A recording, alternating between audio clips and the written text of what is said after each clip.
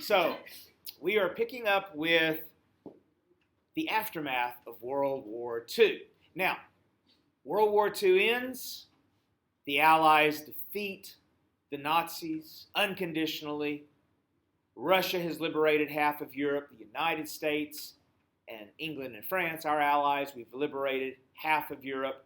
Germany split. Who captured Berlin? Russia. The Russians did. We let them take Berlin. So after the war is over, Europe split. We're going to come back to that in a second. Now, who is leading us at the end of this war? Truman. Because what happened to FDR? He got killed. No, he didn't get killed. Oh, he died. He died. He just died. He was old and in bad health, and he passed away before the war officially ended. So Truman becomes president during the war. Truman also has to make that crucial decision at the end of the war, which is to do what? Drop the atomic bomb. Now, why did we say he drops the atomic bomb? Because he was told numbers that West Americans and West Africans would die if we dropped the Soviet Union. Okay, so one of the reasons for dropping the atomic bomb is to save American lives. But there is also some other possible reasons why he does it as well. In addition to intimidating the Japanese and forcing them to withdraw from the war, there's also the possibility of who else might we want to send a message to? Russia. We have a difficult sort of decision to make in our foreign policy. How are we going to deal with the Russians? Do we consider the Russians to mean their communist propaganda, that they're bent on world domination to spread communism everywhere? And yes, some of them definitely are. Some of them believe in the communist rhetoric. Or is Russia a nation concerned about security? So ultimately, Truman and his advisors, some of them are telling him Russia's just really interested in security. That's their goal. Others say, no, we got to believe the communists mean what they say, and they're bent on world domination, and we've got to be prepared for that. Ultimately, that's the side Truman is going to fall on, and the advisors that he's listening to are telling him. So as we progress, that's kind of the way he's going to approach it. Now, we decide we're going to rebuild France. We're going to rebuild Italy. We're going to rebuild Western Europe, the areas that we control. We're going to rebuild the part of Germany that we liberate. And we're going to not only install democracy there again, but we're going to sink our money into rebuilding their economy. And this does several things. One, it helps them to not be struggling and desperate and keeps communism from taking root there. It also creates flourishing economic partners that we can trade with. So it's going to end up working out really well for us to have trade partners in Europe. So the Marshall Plan ends up working, and we'll do a similar thing in Japan and in Asia. Now, another thing we do, and this is relevant today still, is we form NATO, the North Atlantic Treaty Organization. The United States and Canada, and then the Western countries of Europe, we form up a defensive organization where if Russia tries to invade, any of these countries tries to invade Europe, then we're all pledging ourselves to mutual defense. We're going to have what's called the Truman Doctrine, where the United States is going to pledge its support to democracies around the world. Wherever they are, we promise we're going to defend them against being overrun by the communists. So if any democracy comes under attack, whether it's in Asia, whether it's in Europe, whether it's in Africa, whether it's in Central America, the United States is going to step up and defend them against communist aggression. So this is kind of part of this idea called the domino theory.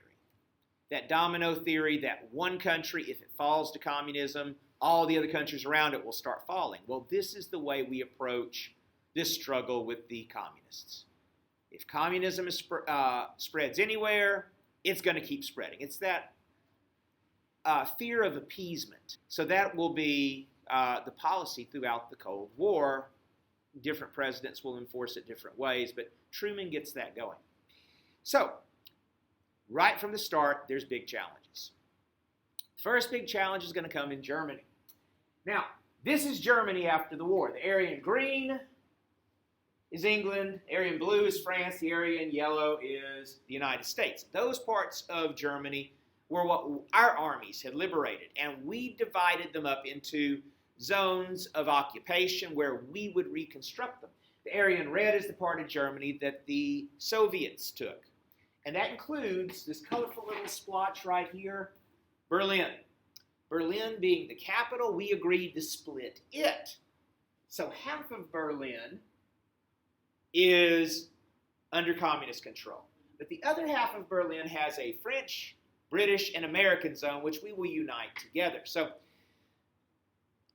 the Russians, they don't trust us. We don't trust them. We can't agree on elections. And so the eastern half of Germany becomes the communist German state. The western part of Germany, we unite our occupation zones, and they become West Germany, which is going to be a democracy, a capitalist country, part of the Western world. But over there in Berlin, half of Berlin was part of West Germany.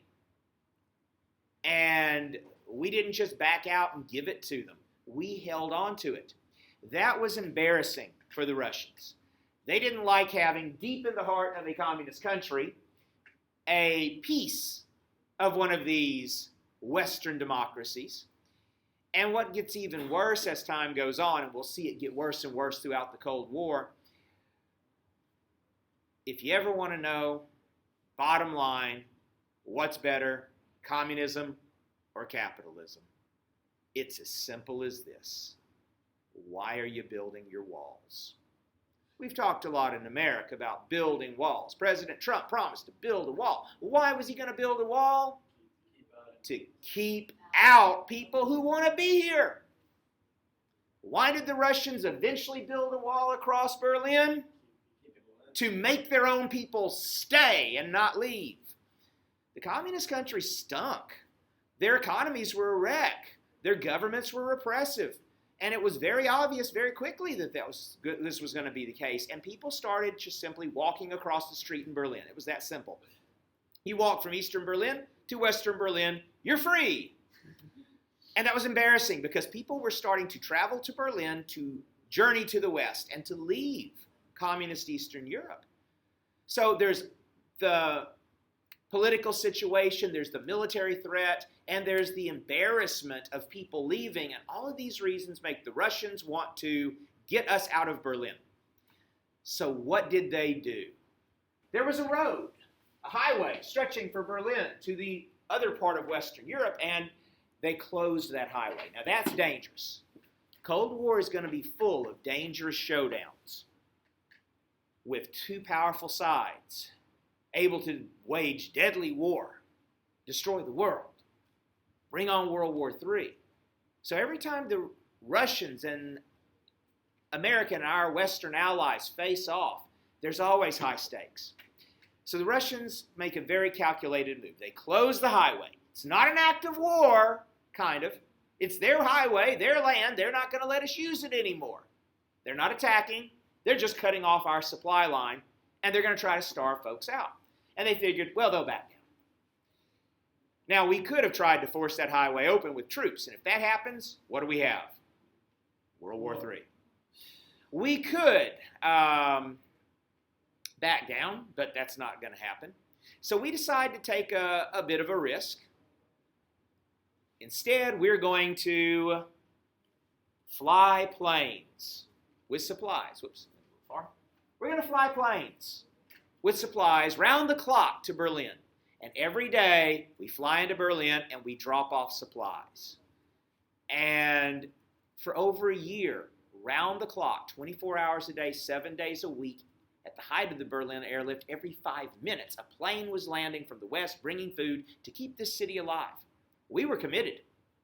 Now, the Russians could have tried shooting our planes down. We were violating their airspace, but they decided that would be too risky. That would cause a war. Instead, they'll just let us wear ourselves out and we'll eventually give up. But we didn't. And after more than a year of flying in supplies. The Russians realize this isn't working. They're not going to back down, and we're not going to push this any further. So instead, they reopened the highway, and from that point on, the highway would remain open. Now, about a decade later, the embarrassment of all these people fleeing Eastern Europe through Berlin finally led to the Berlin Wall. Now, that was kind of a win for the Western powers, but in 1949, the things didn't go so well. First of all, first bad news, the Russians developed the atomic bomb. So, that's bad news. But what's even worse news that year? Well, over in China, what had been happening? Civil War. Even before World War II, communists and the nationalists, which we supported, had been fighting each other. And so this guy, Chiang Kai-shek, was the leader of the nationalist forces. This guy, Mao Zedong, is the leader of the communists. They fought each other before World War II. During the war, they had to stop fighting each other and both fight the Japanese. But when the war was over, they both went to war. And by 1949, we had been supplying Chiang Kai-shek. And even though we didn't want to let any country fall to communism, this was a huge war. We had just ended World War II. Americans were not interested in plunging ourselves in the middle of a Chinese civil war.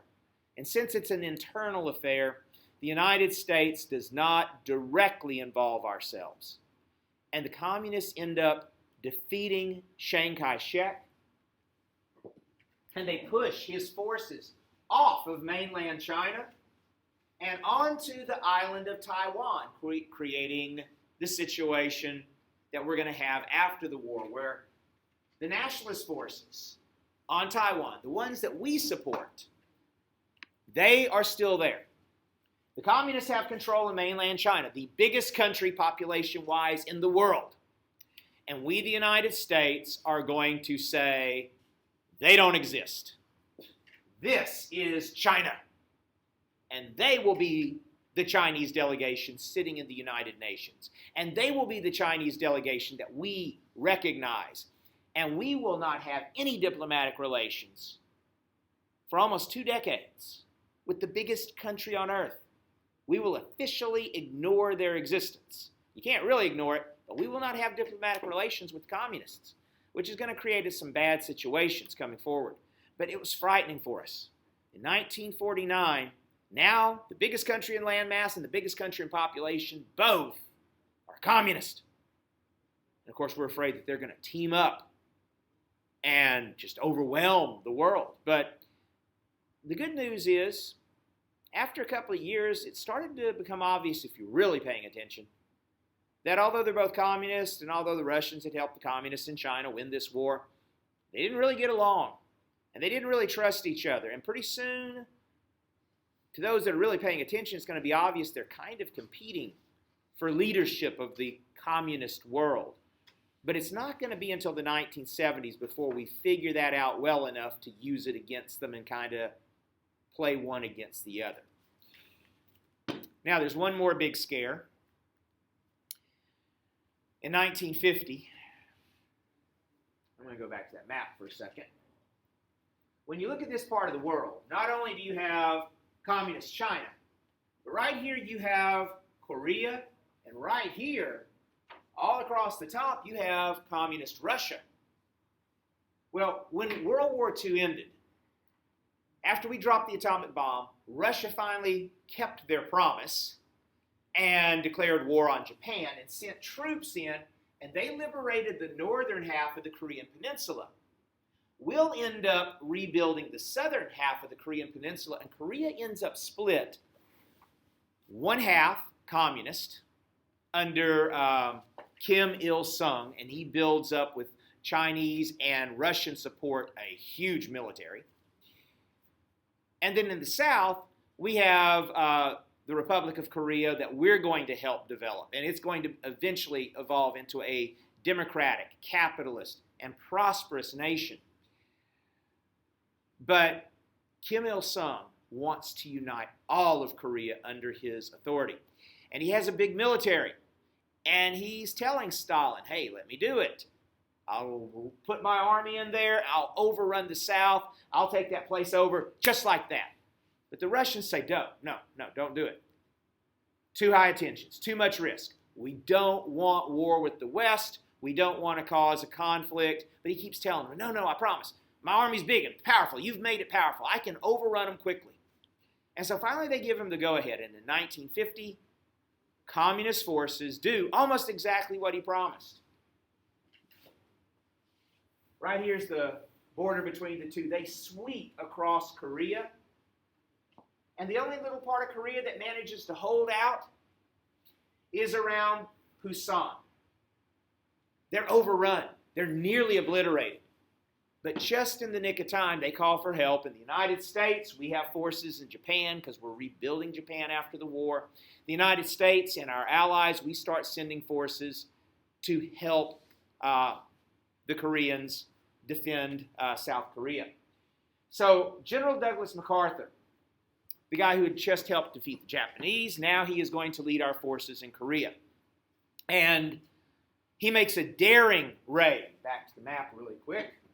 Instead of putting all our forces here and slowly fighting them back north, he makes an amphibious landing way back here at the original border at Incheon. And he marches quickly across the peninsula, cutting off the North Korean army, cutting their supply lines, leaving them stranded, devastating them. He crushes their army, liberates South Korea quickly. And at this point, we're feeling like, oh, all right, now let's march north, take down the communists, hold that election, and unite all of Korea. Well, our armies march forward. And what country do we not officially talk to? China. China keeps telling us through indirect channels, don't do it.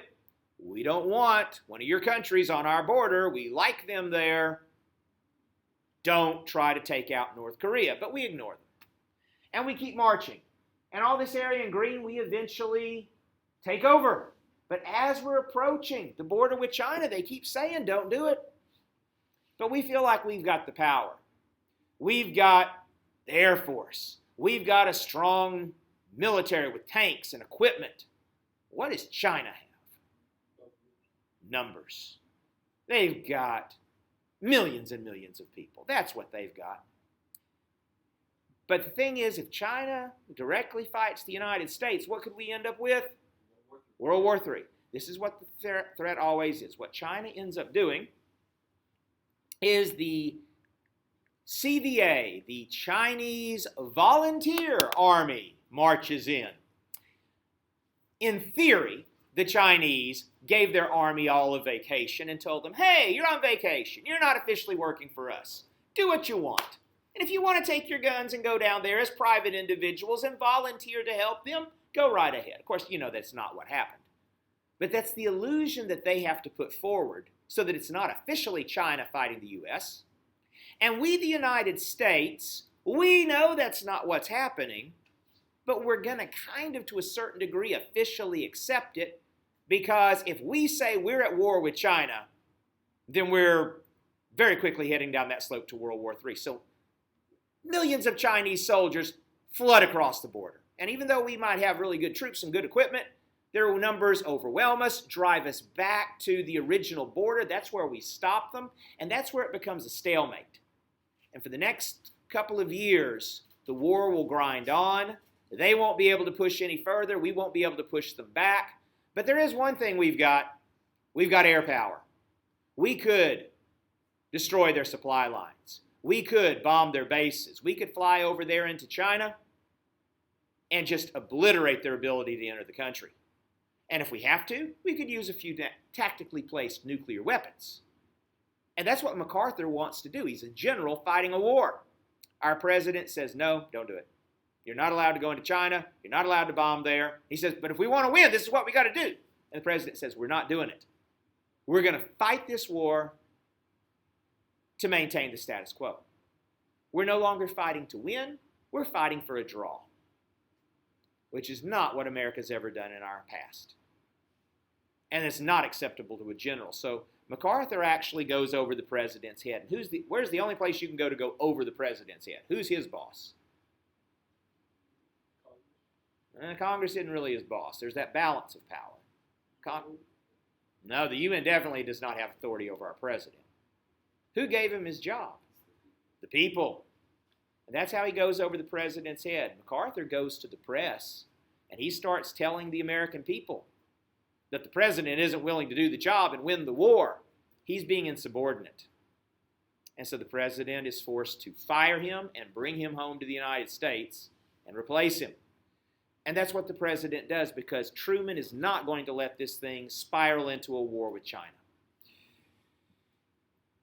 And so, without a direct connection to China to negotiate, and with a very messy war going on, Truman is bogged down. He can't seem to end the war, and an election is approaching. So in 1952, we're looking for someone who can end this war. Now, MacArthur was one of the guys that won World War II.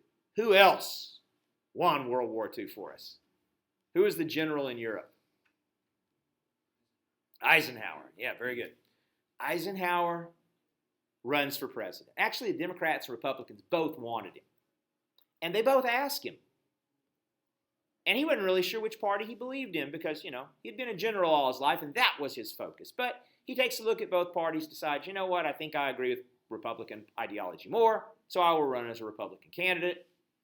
And promising to end the war in Korea and to lead us into a decade of peace, he gets elected. And once he gets elected, the way he's going to deal with the Korean situation and a lot of the standoffs with the communists is what we call brinksmanship. Does that sound, what's that sound like to you? Brinksmanship? Like the brink of war. Yeah. Not right there. He's going to lead us right up to the brink of war. He's going to tell the communists through indirect channels, look, if you guys won't end this war and come up with a treaty here to stop the fighting, you're going to force me to fight this war to win, and that means I'm going to have to nuke you boys. And now, we didn't know it at the time. A lot of the stuff, as we talk about the Cold War here, I'm telling you stuff that became common knowledge and got into the history books after the Cold War ended, after documents were released on both sides. At the time, we didn't know it. At the time, Americans didn't know the threats that Eisenhower was making, but this is how Eisenhower did the game, is he was bluffing. He didn't want to do it. He didn't want to lead us to nuclear war, but he would push it right nose to nose with them and threaten them to back them down. And ultimately, this is going to result in Korea in an armistice. There'll be a ceasefire, and they'll create a demilitarized zone between the two sides. So Eisenhower stops the fighting in Korea. And people in the 1950s, we're ready for the good life. We are ready for a decade of peace. That's what we want to see. And so as we enter the 1950s, we're entering what we sometimes referred to back then as the world of tomorrow. It's the future. We've gotten past the World War. And we're moving into the space age, and we were. And people are looking for all kinds of new things. One big thing people are wanting is the good life, the American dream. You got to remember the generation of adults in the 1950s, what had they just done? What? They defeated the Nazis. They defeated the Japanese. They fought a world war as young men and women. While they were growing up, what era did they grow up in before the war? The Depression. The young adults in the 1950s who grew up in the Depression fought a world war. Their whole life, they've been living through American crisis. They've been sacrificing. They haven't had the American dream. And now that the war is over, they want the American dream, and they want to give their kids what they didn't have. And so they want to move to the suburbs and have a nice little house and give their kids a nice little life. And so things like Levittown, which is in New York, a mass-produced housing development where they just made the same little cookie-cutter houses. Here's one of them right here. Just a little box house. Very simple, small yard, couple of rooms, nice little kitchen, nice little bathroom, nothing fancy, but something that a young man coming back from the war with his war bride could afford to buy and raise their kids in. And they mass-produce them like an assembly line so they can make the houses cheap. And that works. And so this experimental community in New York catches on, and you start to see it popping up all over the whole country, little Levitt towns everywhere, and people can buy these little homes and try to pursue the American dream. And people are moving to the suburbs. We're no longer living mostly in rural America. People are moving to modern cities and getting modern jobs, but you don't want to live in urban squalor. You don't want to live in the inner city, so people are moving to the edges of town. And we're seeing that shift in the populations as the towns expand outward. Another change in the culture is television. This new little device with programming on it, entertainment on it, a big step up from radio, is now starting to become common in people's homes by the end of the 1950s, and it changes our culture. Now you kind of got to build your life around getting home and seeing your favorite television show. Your family will now spend quality time together watching I Love Lucy rather than talking around the dinner table. Now, as we're trying to enjoy the good life here in America, there's still something in the back of everyone's head that they're worried about, and that is the threat of war with the communists, especially all-out nuclear war. And so during the 1950s, we're going to go through a period known as the Red Scare. The Russians have the atomic bomb. They have troops massed across Eastern Europe. We're afraid that war could break out. And so we're afraid also that communism is trying to spread into the rest of the world and maybe even undermine our own nation. So this fella here on the board, Senator Joseph McCarthy, he'll make a career for himself, pointing the finger at people and saying, you're a communist. Hey, I think there's communists in this group, and there's communists here. And he starts a hunt for communists throughout the American government, throughout the American culture, and the hysteria spreads. And for a little over a year, he was able to ride a wave of fear of communism, which ends up helping build his career, but also builds a lot of mistrust among Americans. And people are pointing the finger at others and accusing them of being communist. It's what we'd call a witch hunt. But ultimately, after he's had a short period of success, he continues to accuse people, eventually accusing the United States Army of being full of communists. And finally, people stand up to him. They feel like he's gone too far, and he eventually is discredited. But it just kind of shows how much fear we had. In the midst of all that, we're going to prepare ourselves for nuclear war in the only way we possibly could, and that is by telling our students in school, if the atomic bomb is dropped, crawl under your desk and cover your head, and you'll be fine. It's ridiculous, but it's the only thing we can tell them. So the duck and cover drills begin to be a regular thing in our schools, and people start to build fallout shelters in their backyards to prepare for the nuclear war that is coming. And in 1957, when the Soviets launched the first satellite into space, not only do they embarrass us by beating us to space, but it puts fear in our hearts, because not only could that be a spy satellite taking pictures of us, but if you just lower that missile's trajectory just a little, and instead of shooting a satellite in space, you put a nuke on the end of it, they could fire missiles into the United States. And so very quickly, we have to develop missiles. And no longer is it the threat of planes flying in and dropping bombs, which could be called back and could be detected and even shot down. Now it's missiles. Now once a nuclear war starts, there's no turning back. The missiles are fired and they're on their way. And so the world's becoming a scarier and scarier place as we move through the 1950s.